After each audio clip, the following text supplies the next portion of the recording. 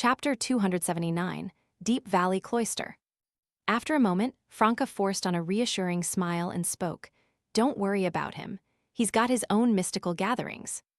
Jenna nodded and didn't say much more.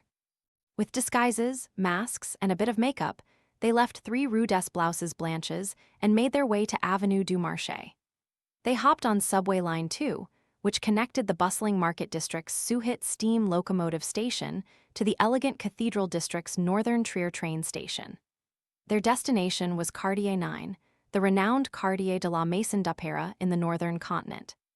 They arrived at the world's largest and most vibrant arcade, surrounded by department stores and fancy shops.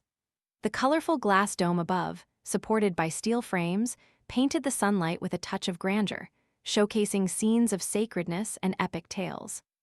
To make up for the dimness from the stained glass, new kerosene lamps on the iron-black street lamp poles burned brightly, emitting a dazzling white light.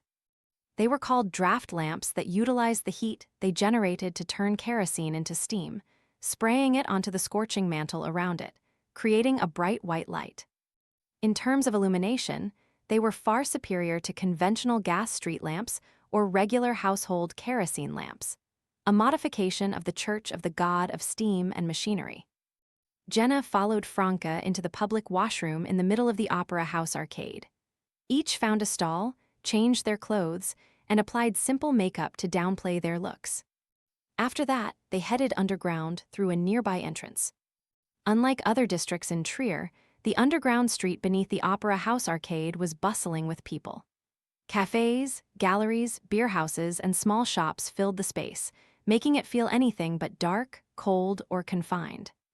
Only when they left the area did Jenna find her usual impression of underground Trier. As assassins, they could see in the dark.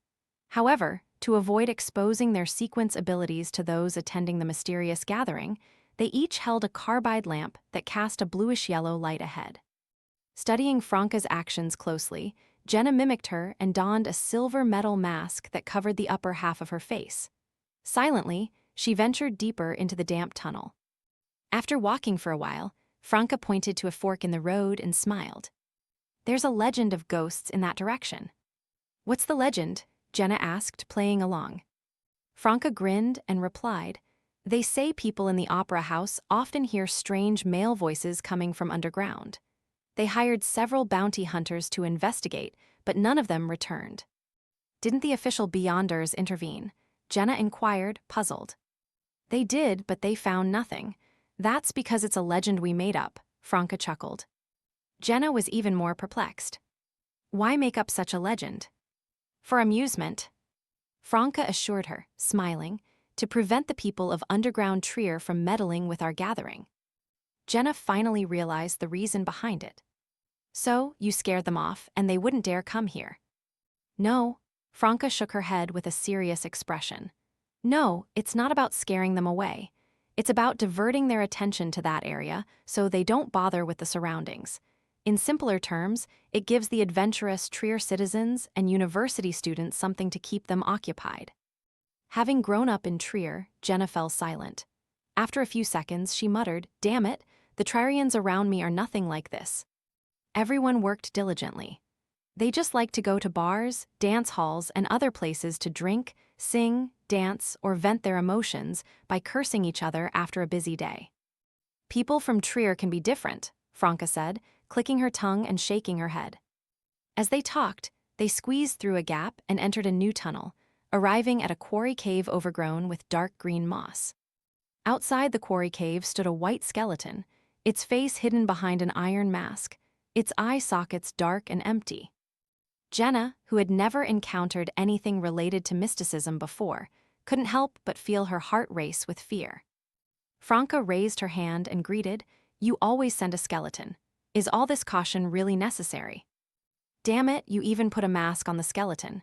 What's there to be embarrassed about?" she added. The white skeleton spoke with a voice that sounded like metal rubbing against metal. "I like a line from the Adventurer series. That's basic courtesy." With its eye sockets devoid of flames, it looked at Jenna. "Who is she?"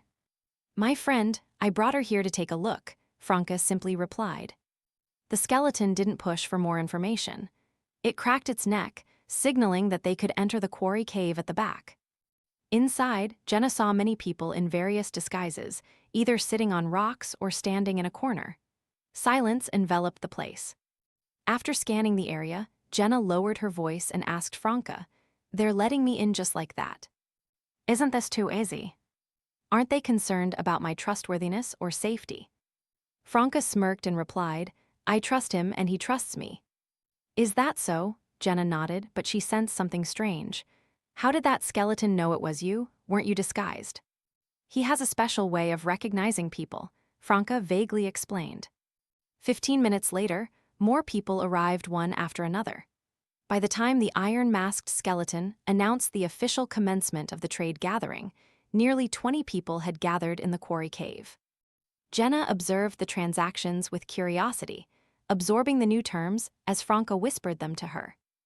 During this process, she couldn't help but be shocked by the prices of potion formulas, mystical items, beyonder weapons, and various ingredients. Even the cheapest ones required an entire week's salary as an underground singer.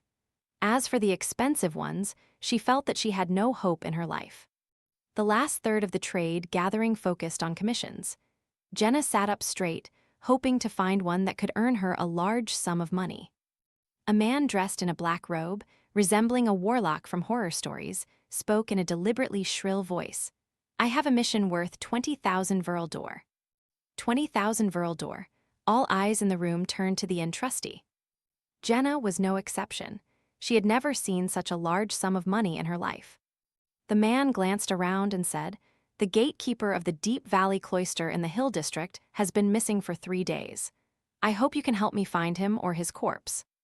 I can't verify the authenticity of the clues, so only those who bring him or his corpse back to the Deep Valley Cloister can claim the 20,000 Verl d'Or reward.